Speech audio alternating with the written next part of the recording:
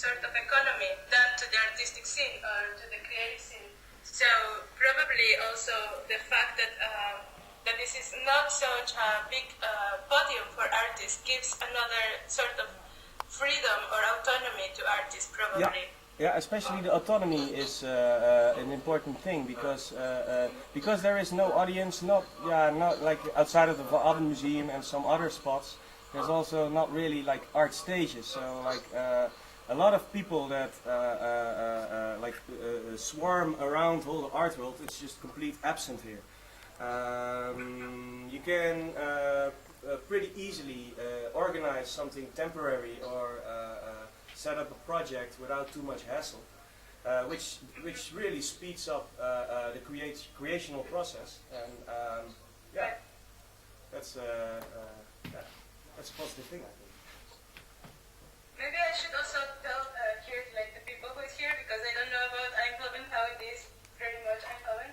So Eindhoven is in the south of the Netherlands, closer to Belgium, and it is pretty much a village that grew up into a city. So Eindhoven was it's pretty much formed out of was it 5 different villages, right? Something like that. It just swallows every village. It's still doing that.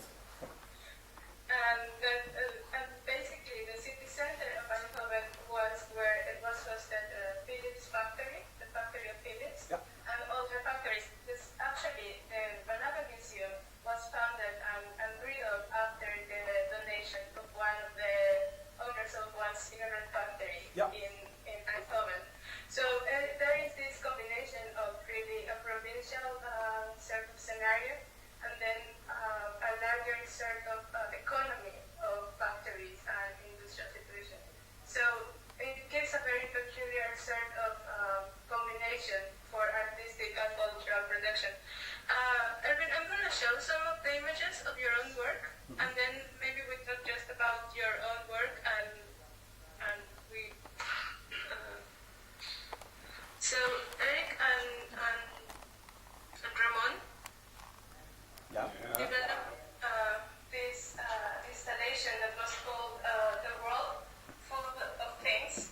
It was in Dutch, The World Full of Bullet. And what they did was they collected pretty much things that they found in the garbage and they put it together. It's personal things actually. You want to talk about it? What? You want to talk about your work a bit? Of course. Which one do we see? Because I cannot see them. Nothing. Okay. The World Folded Stuff is a project because that's a little bit of a side information that I have to tell is that me and Ramon working together, but also the place we're in. It's all directly originated from the squatting scene, which in Holland is a little bit different than in a lot of other countries, because just as the marijuana law, they made it like sort of not legal, but it's also not illegal. So when we were younger and we got into squatting, we suddenly had a lot of square meters. So suddenly you look at everything differently. Like, oh, I can use this. I have square meters enough. Just stash it in my workspace or stash it in that warehouse.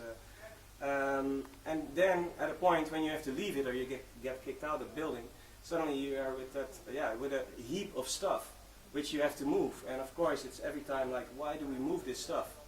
And that's like, at one point we had a collection of stuff which was mainly our own possessions. And that was like the 10th time that we had to move in like a really short period. And then we decided, because of the absurdity of the whole situation, just to continue moving exactly that stuff. So it's actually not really found stuff, but it's actually stuff that we really owned. It was our personal belongings actually. Was it clear? Did you like to follow? Okay, volume too.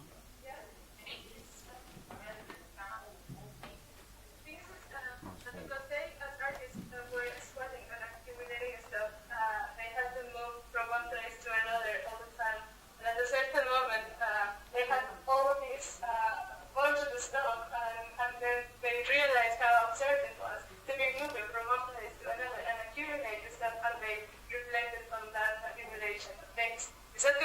Yes. Yes. Cool. Okay, so the things that I found interesting about this work of you is that through this installation that actually you have moved in different places, and I think keeps on growing or something like that, is that you show a bit the overproduction of things, Yeah. the Overconsumption. displacement, your own displacement, but I think it also is a sort of metaphor of squatting in a larger scenario. So also the overproduction of things and the overproduction of places. So I think your work. What? You good there? Yeah. I'm still alive. The squat building collapses. So while your own work is a sort of metaphor of this squatting action. Yeah. The squatting action in itself, it also brings together the overproduction of goods and the overproduction of places, and also it brings together the social and political changes in a specific context. So it is very interesting, for example, in Eindhoven, how the squatting scene is related to artistic scene, because you guys look for places, but it also is rooted into the moment of the way how economical situation has changed in Eindhoven itself. So a lot of places that you occupy now as squatted places for your own studios used to be factories. Well, most of it depends. It's really funny because like 10 years ago, the most squatted places were storage buildings and mostly industrial buildings. But right now it's more office space. Mainly the most squatting buildings are office space at the moment, because that's what's now empty. So it's like a really nice mirror of what's going on. Like now we have the economical crisis. So mainly office buildings they're going empty right now, which is really interesting for young artists, cultural people to squat it and make it places as long as they're empty. So so at the moment it's more office spaces. And the Artspace, it used to be a large industrial complex, wasn't it? It was a big Philips research complex. So it's kind of an archaeology of what is being the economical changes. So first there were some working sites or more industrial sites emptied, and now are more offices emptied, and also some churches are emptied. It kind of reflects the way the economical changes go in the same sort of context. But at the same time, how it used to develop and how it continues developing is what it reflects how people move within the city. As I could remember, when the squatting scene in Eindhoven started, was also related to the migration of people going to work in the factories that now are emptied. Yeah, that's how it originated a little in the 60s, 70s. I'm not really quite sure. We can ask Luc. He knows everything about it. But yes, it started out when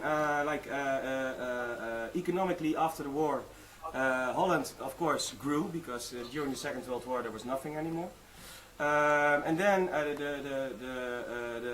especially the industry grew so big and so fast that Dutch people, or they didn't have enough Dutch people to work in the factories, so they got how they call it, guest workmen, gastarbeiders in Dutch.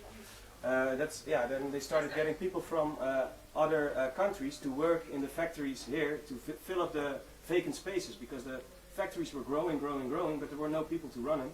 So that's when all the people came here, and especially when the families came after them, when they stayed here for a longer time, the housing of those people went really too slow. And that's when some people stood up, mostly activist, left-wing people, that said like, okay, I'm going to occupy this building for this family that's from, at that time they most came from Spain, Morocco and Turkey was a little bit later on. I'm gonna occupy a house for this family, and I let the family live in it. And if like police or someone comes, then I will be the spokesman for that family. That's a little bit how it started. In a nutshell, like that's what's I've been like. Me and Ramon, we came in the squatting scene. When was it? Early 90s, 93, 94? Yeah, something like that. And so that whole history, like I wasn't even born then. So I only hear it from stories. But yeah, there is a big, the whole squatting scene originated from like a real maatschappelijk. Society. Yeah, like a social problem. It originated from a social problem. Yeah. Right. Maybe Yeah. you should start moving. Yeah. But it's also is interesting. Did you guys follow very much? But it is also very interesting is that first of all, these people who came into work there, they were very working together in this kind of need with people from Holland. So the squatting scene involved some young left-wing people, but then also it really had to solve a specific need of people, new incomers, needed places. And it seemed that there was not a real plan for the incomers, the gastarbeiders, the people who came to work in different cities in Holland, like in Eindhoven. There was not really a plan for them in the longer term about where they were going to live or where they were going to stay. And it seems that it created a sort of growing in the city that now has to be solved. And the interesting thing is that some of these neighborhoods where the immigrants finally settled down are now regarded as kind of problematic neighborhoods. And at the same time, there is all this big investment of housing corporations trying to gentrify these neighborhoods, and they actually invite a lot of artists, or they just give places as a studio, or they just they really incorporate the sort of artistic input from artists, which I think is not only part of it, because it doesn't happen only in Eindhoven, but it happens in different cities. But it's really interesting to see it probably in a slower motion and in a sort of lower scale also in Eindhoven. Yeah. We moved a little. Hello. Yeah, because now we have Luc here, who knows more about the history of where it came. He can like tell more about that, about the history of squatting. And I'm going to tell a bit about where you are. So where we are following this, this is an artist space in the city of Eindhoven, but then in one of these neighborhoods that's outside the city center, and where actually the purpose of it is to arrive. So this space is called Flipside, and it's from one of the local artists who also is like from this first generation of squatting, and who's also somebody who really promotes Artspace. In this space, he is allowed to stay in this space. Ja, we hebben 3 films gemaakt en eentje laten wel zien wat die So we are now in this space where all different kinds of events happen. What is interesting about Flipside and this sort of Is a question? Do you hear it? Hello. Hello. This is Luc Sponselet. Hey, hello. Yeah, he's cooking. Ja, I'm cooking here. Yeah, he's cooking for all the people over here. Yes! Cooking. That's really good. Hello. We have to eat. It's not really. Dankjewel! Ja, what is there to tell? We're a cultural organization based in Eindhoven, and we do city-wise national and international projects. And international projects are cultural exchanges. We had cultural exchanges with Budapest, with Belgrado, with Minsk, former Eastern Europe. That's on an international basis. That's really, the last one was 5 years ago. We did it, but we still keep in contact. On a national base, we work mainly in Brabant, in this province, in this district, and we try to make an interconnection, intertalk, socializing thing with artists, designers, and architecture, scientific people, everything. And then the thing here in the city we do is like we try to develop a creative space in anywhere. And this is the third project we are doing. The first project we did was in the center of the city, which is demolished a year, 5-6 years ago. Then we did another project in the center of the city, but we saw that the center of the city was too expensive for this kind of project. So the opportunity here came that this building was free for 2 or 3 years. That's 2 years ago. And we decided to grab this space because it, as you saw already, it has a lot of different rooms and spaces where you can do different things. Very important was that we have this. I bring the food to the table first. When do you have to leave the space? Do I have to do what? When do you have to leave this? Oh yeah, okay. So there's last week we heard there's we accepted this space for 3 years. For 3 years.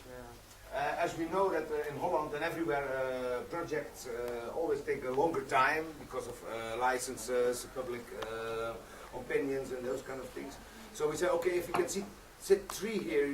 if you can sit here for 3 years, that would be very nice. And now we heard last week that we can sit at least for another 2, 3, maybe 4, depending on how bad the economic crisis is and how badly it also will affect the real estate market here in Holland.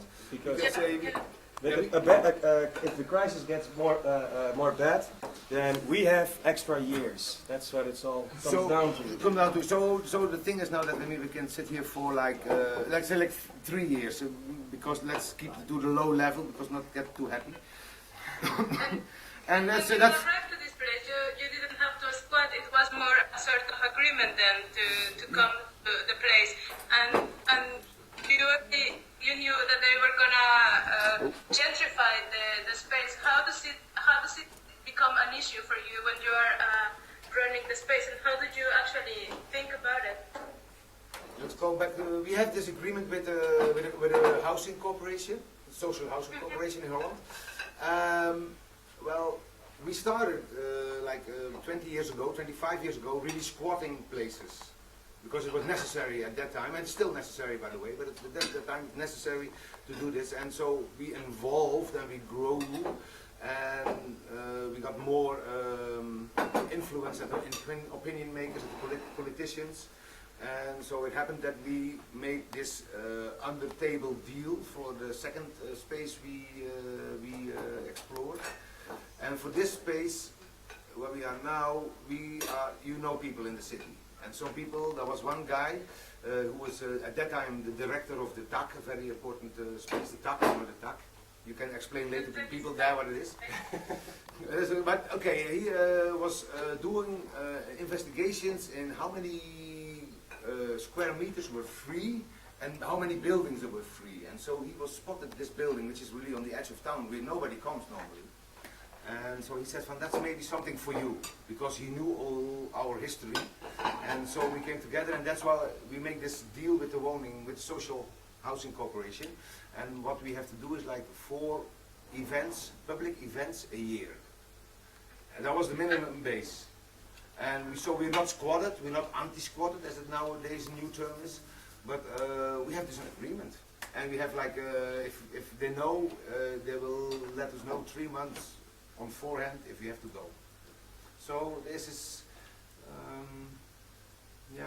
this is because also of the history, because you work a long time in a certain territory, you know the people, you know how to get there. And is that a little bit giving an answer to your question? Yeah, but I mean, you are there now, and you get to know and work with the people in the neighborhood. You actually have built a new space for culture in the neighborhood. But you also know that you have to live, so this kind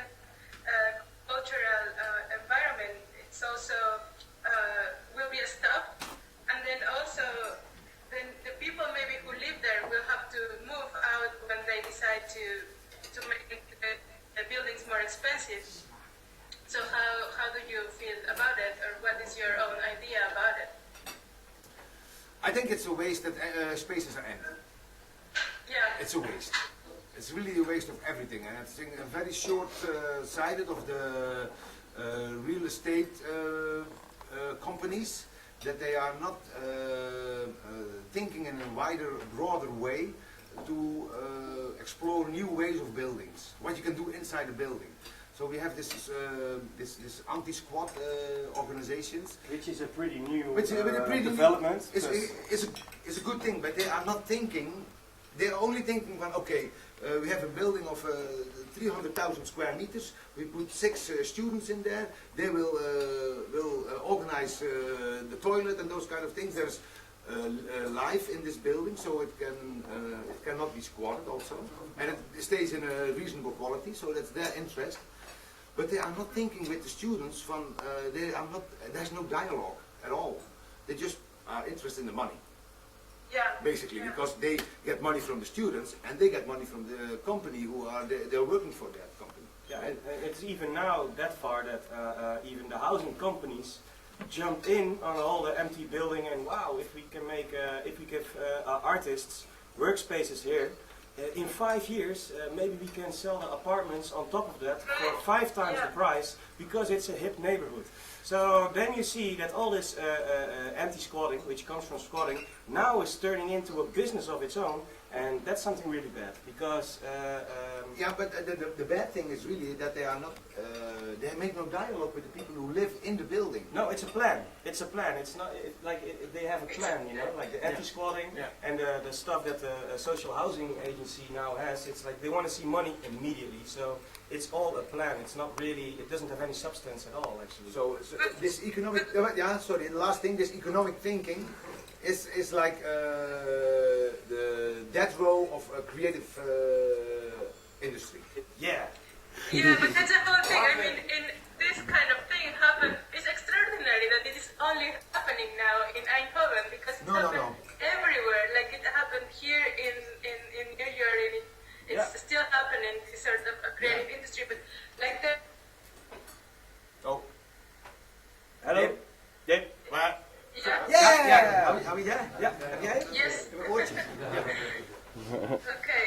So I just must say that what it is more extraordinary is that it is happening now only in Eindhoven, because it's kind of it is happening only now in Amsterdam. It's even happened earlier. This creative industry is really big, and also the sort of engagement between the housing corporations and the places they give for artists, and this idea of investment through creative industry, it's way bigger. Yeah. So it is. It seems. The connection is struggling. For example, We We missed the part. Sorry. about the creative industry, and then you said something about economic, and then it was silent. Yeah. I'm just saying that this is happening now way more stronger in Eindhoven later than in other cities. Yes, later than in other cities. That Yeah. is true. Why? Only the whole cultural landscape. No, we're missing. We have a dip, Okay. bad connection, or something. The sound is... Yeah, let's move around. Smakelijk jongen, die kaas is, Ja, het is goed hè? heerlijk, Ja, sorry, ik had er graag even bij gezet, maar... Nee, dat is heel erg goed even. Ah, shit. Is hij wel uit? Ja. Oké, even bellen. Dat is oude, of bellen. Bellen gaan we niet. Oude stijl. Bellen naar New York. Nee. Is het goed pasta ook? Zo, ja, heerlijk.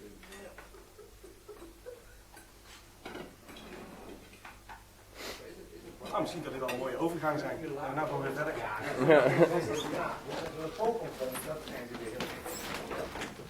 Maar, maar dat in Arnhem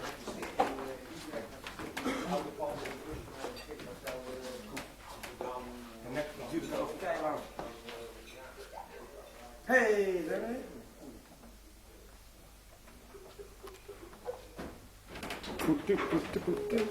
Ja, There we go.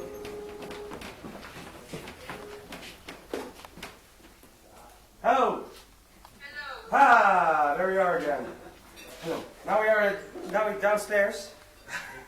Change location again. I don't know where were we again, because yeah. It's not good. It's not working so well, actually. Do you hear us? No. But yeah, so it's okay. Hello. Hello. Yeah. Okay. All right. You can hear us again? Yes, I can hear you, and I think it's a bit better. So I was just saying a bit about the sort of recent changes and how it really modified the economical changes in Eindhoven really modifies also the cultural scene and how the creative industry has become now, after years, different than in Amsterdam or than in other cities. It's become now more sort of investment or a sort of resource. So this idea of changing a whole thanks industrial complex for a huge place for creative industry is quite recent there, and it's quite extraordinary that it's only happening now. In the case of Artspace, or in the case of the Hans corporations creating more artists. So yeah, I just wonder if you can tell a bit about how you guys think about that. Well, I think like in the late 60s and early 70s, like on the creative artist thing, it was really going well, and everything was going. It was a growth, a general growth, and so the money-making industry forgot in the 80s and the 90s that there was more than. Doesn't sound good. Sorry. I don't. There's no, you don't hear it. Yeah, I hear a bit more now. Okay. Okay, so the economic industry needed a new cow to milk, and because they had they did everything else, and so like in the beginning of the turn of the century, they decided that the creative industry, or they noticed that creative industry also is an economic force, is an economic power. And so now they are, for my feeling, they are just jumped on the creative industry and say, okay, we can make money, one way or another. And you have to make money as an artist also. You have to be a business manager, you have to be an accountant, you have to be everything except an artist. And I think for an artist, as the artist, it's very important that you can think in a free way and that you have no economic, social, whatever boundaries, so to do your thing. Yeah, you would say that, like, if people have a plan like that, they, it's like the agencies jump in and like, oh, I have this building, and oh my God, it would be really nice if we have artists here, and the apartments upstairs, and I can sell them for more because it's a hip neighborhood. But if they want that, they should like make a gesture towards the artist, you know, like I know in Amsterdam, there you have the MDSM wharf. It's an old fisher wharf, and they just gave, it was squatted. The guy that owned it left the artists and the squatters there for like 5-6 years so they could create their own scene. The whole building got an own face. And at that point he jumped in and said like, okay, I'm going to redo the place, I'm going to make some apartments upstairs. Artists also could keep their atelier for a reasonable price. You know what, the connection is really bad, Erik. So I don't know what to do because we cannot hear you, so this is not really going fine with the sound. Oh, okay, because we hear you pretty good. Yeah, but we don't hear you so good, and it's so bad. Okay. Maybe use a mic. Yeah. What about, Hello? And now? yeah. No. Okay. Maybe if you just show us a bit of the space there, and then we try. I see your eyes. Yeah, I'm looking where the microphone is in this thing. I think, do you hear me better now? I do hear you better. Okay, now. then we just talk really close to the camera. Yeah, if the audio is not optimal, maybe we can go to a visual cool thing about places like this, because yeah, you just have great workplaces. Come on. Moet ik meelopen of? Okay, Of so course. Oh, we can do something about the audio, or we just have a little and then just continue with the test here. do you have good visuals?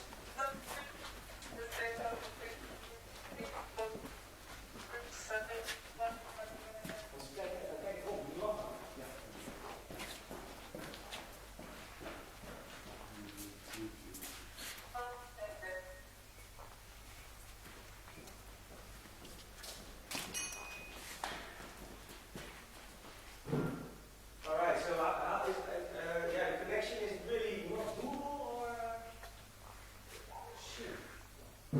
Oh, I get it out. Flipside. Flipside. The medal. Flip side of the medal. Mag jij niet iets te roken maken? Maak nog wel. Ja, zo. Ik loop even naar de wc tussendoor. Ja. Maar Erik, hoe gaat het nou met de connectie? Ja, daar zijn we nou een beetje aan het checken. Die vallen altijd weg. Ja. Heeft de hele dag aangestaan. En nou 3 keer as you are live gone. Ja, het ligt aan de verbinding bij hun hoor. Ah, ja, daar gaan we.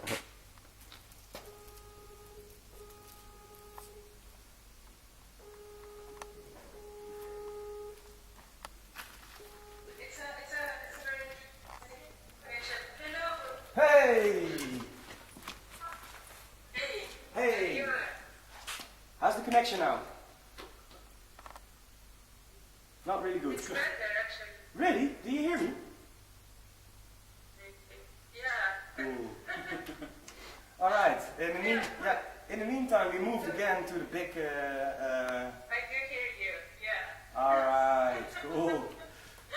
Storage. Yeah, in the meantime we are at the main workplace. It's like around it it's like workplaces of artists, designers, that kind of stuff. And this is more the middle, like a joint workspace. Can you see it good? You got a clear visual? We see everything, but we don't hear it fine. Oh, then I stand closer to the microphone then. Ja, Yeah.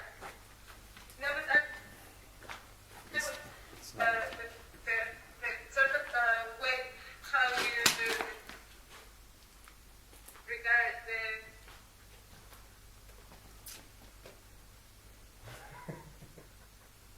We don't really have sound. Het is wel gunst dat je precies in de breaks. Kom, dan laten we weer dichter naar de hout gaan.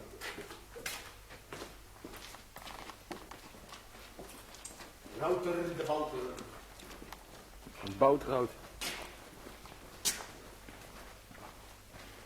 Zullen we gewoon daar stilzetten bij de hout zelf? En we maken het daar gewoon af.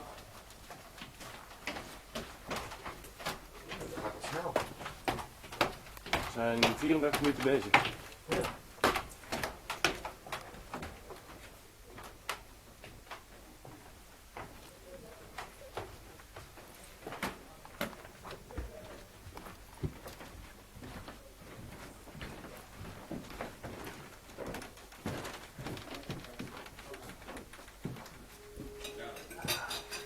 Nou, de deksel op de plank gedaan, dus het is nog lekker warm. Yes! Hey, now we have a good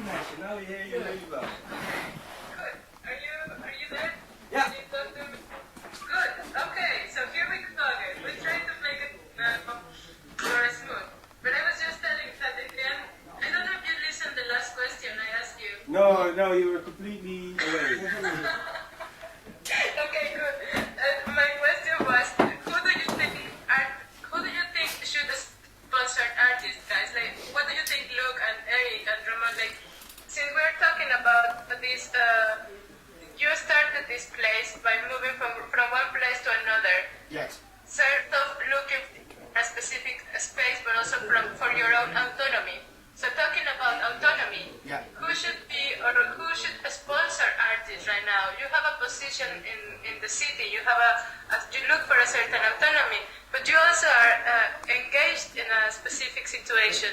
Who, at this moment and within this context of crisis or of economical changes, who do you guys consider should sponsor artists, and what would be your responsibility as artists in the Wow. city? That's a good question. I think the government should provide to a certain level artists to think to create, and the responsibility of the artist is then, I think, an artist in a more classical sense of the word, that it should be he should be social, cultural, political involved. He should give comment. He should give a reflection of society, and we can discuss on what then the reflection actually be. But I think it's like in the medieval times that you have the clown for the king, and the artist should be the clown for the government, or should be the Entertainment. no, not the entertainer, but the criticaster, something like this. But it has also dramatically changed.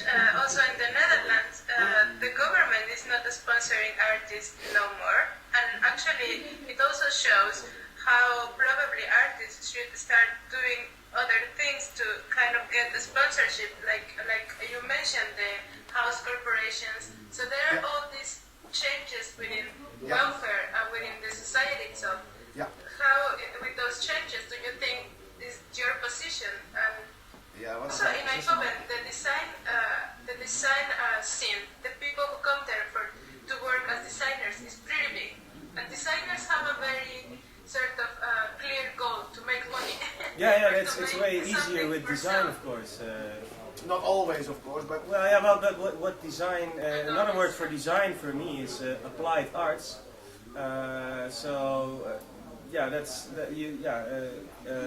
a lot of designers here in Eindhoven, and they're way more suitable for these new developments within all this anti-squatting and strijd-S and the housing agencies. They're way more interested because they fit into this whole plan of theirs. Because they want to, they want to sell their chairs that they design or the stuff that they make. And like it's like way more probable that after 3-4 years they can really financially stand on their own. With art, it's a completely different story, of course. Yeah, but I do agree with Luke, and I do agree in this sort of role of artists be a sort of reflection of the society. It's something that I do think it's one of the roles of artists, and I think it's not only for artists but also intellectuals. Yeah. But at the same time, when this sort of economical situation is happening, and when the state is changing, and facing also the specific context here in New York, where artists also have to struggle for their own places, there is not more squatting scene. No. There's not sort of how you say sponsorship for the artists via the government. It's always like private sponsorship. Shouldn't it change a bit our way a sponsorship of thinking about art? a sponsorship and can also. sponsored artists? Sorry. I think like a sponsorship can also come in the form of, like, I can imagine that New York also has like a lot of empty spaces which just are running down, like which just are just going to waste. A sponsorship can also be that that the city makes a deal with owners of empty buildings that are empty for a long time. Like, hey, maybe you can like make it like ateliers for 2 years, and that the owner of the building, like the city, talks with the owner of the building. If he wants to, like, sort of, you can say that it's a sort of sponsoring, just space, not money, but space, that the artist can have a free space where they can work for 2 or 3 years, or where they can do a project and have an opening. That's all. I think that could be a good way of sponsoring it, and it doesn't cost any money because all the things are there already. The building is there already. The artists are there already. You just have to combine it. It's But it also carries on a responsibility, like in the case of Flipside. Flipside is there and it's a great initiative. And Luke has done also a great work of support other artists, new artists, not only from Eindhoven, but from the region and from other, from Belgium. So that's great. You also at the same time engage with the community there. You start a sort of cultural scene there, and you bring also people from the same neighborhood. But you and probably the people in the neighborhood will change when the neighborhood just becomes better. So Well, yeah, and that's it. It's a nice agreement. I agree. But it is also kind of what is our responsibility as part of these communities that are also becoming capitalized. Yeah. Now, well, we have a lot of topics we can discuss about. Because what you just said. But I think like the problem is that like thinking or ideas, just ideas, are the society lost the value of an idea. You have to have a product. We are product mind thinking individuals. We have to have something. We have to buy, for instance. But an idea, you can just smile on about an idea.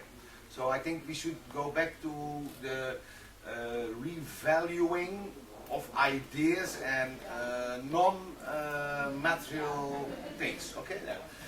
So and on the housing thing, what we do in Flipside here, yes, of course, for the housing corporation, it's very interesting that a cultural organization is doing projects in the hood and the suburbs, because there's nothing here. There's no bars, there's only shopping centers, only shops.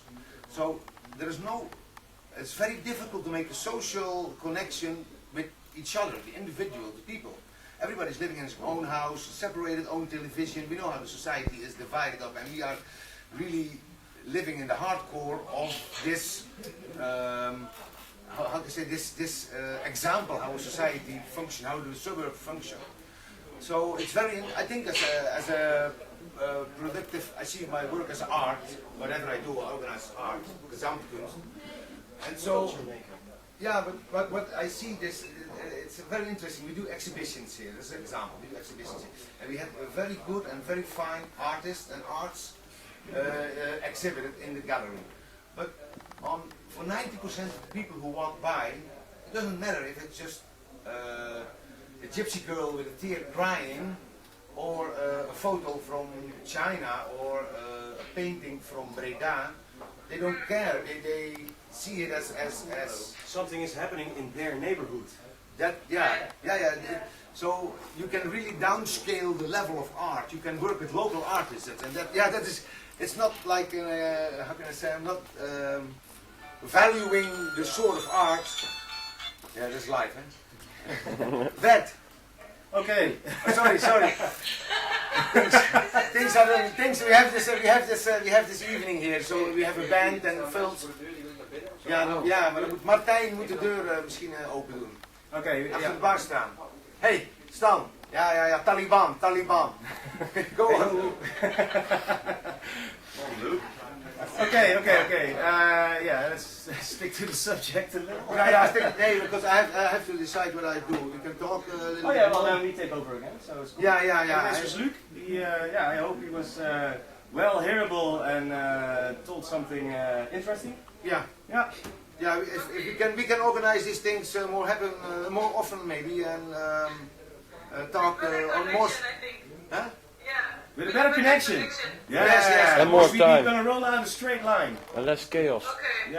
Okay. So thank you, Luke. And Thank you very much. Have like something like just to close up, to wrap things like about what is your own vision about Eindhoven, the collectives in Eindhoven, like with this new creative industry, would be good to hear. Yeah, I want to make this place a kind of international crossroad where people can stay for a while, can work. I don't want to make a super connection with Eindhoven city. No. And I hope that buildings like this keep on coming. Not that like one building stays forever, because for the whole soul of the scene, so to say, I think it's really good that these buildings are temporary. That's the main thing. Because if like a squatting building is like doing really great stuff, and then the city would say like, all right, you're doing you're good busy here. You can stay in the building as long as you want, and then it turns itself into an institute, and the soul from which it originated is gone. So I hope that this thing keeps on, that new buildings keep coming, that not this whole scene and gets institutionalized. So yeah, that's what I hope, that it just keeps on going, that the buildings keep going. Okay, cool. Nice outfit, eh? Hey guys, thank you so much. I'm gonna close down now here to kind of just finish the talk. Okay? Okay, cool. Good. Okay. Well, thank See you. Bye. Okay. Yo, bye. Thanks. Bye. Bye. Ciao. Ciao, ciao. Ze zwaaien allemaal. Thank you. Bye, dag. Yo. Yo. Bye. Bye, bye. 1, 2, 3, 4, 6 mensen, oké, nice. Volgens mij was dat gewoon een foto hoor, want ze bewogen niet. Ja, dacht ik aan het luisteren. Nou, oké, it's a wrap. It's a wrap? Ja.